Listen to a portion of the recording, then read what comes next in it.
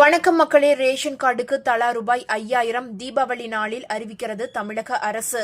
அதாவது வரும் சட்டசபை தேர்தலை முன்னிட்டு 2026 பொங்கல் பரிசு தொகுப்பாக ரேஷன் கார்டுக்கு தலா 5000 ரூபாய் வழங்க தமிழக அரசு முடிவு செய்து உள்ளது.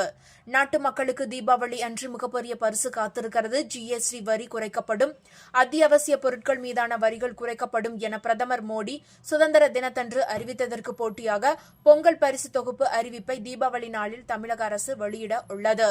இதற்கு 10,000 கோடி ரூபாய் தேவை என்பதால் அதற்கான நிதி ஏற்பாட்டை மேற்கொள்ளுமாறு நிதித்துறை அரசு அறிவுறுத்தியுள்ளது.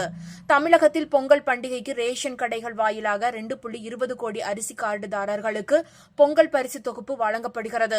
வரும் 2026 சட்டசபை தேர்தலுக்கு இன்னும் 7 மாதங்களே உள்ளன. இந்த தேர்தலில் கூட்டணி கட்சிகளுடன் சேர்த்து 200 தொகுதிகளில் வெற்றி பெற்று ஆட்சியை தக்க வைக்க ஆளும் கட்சியான திமுக முடிவு செய்து உள்ளது.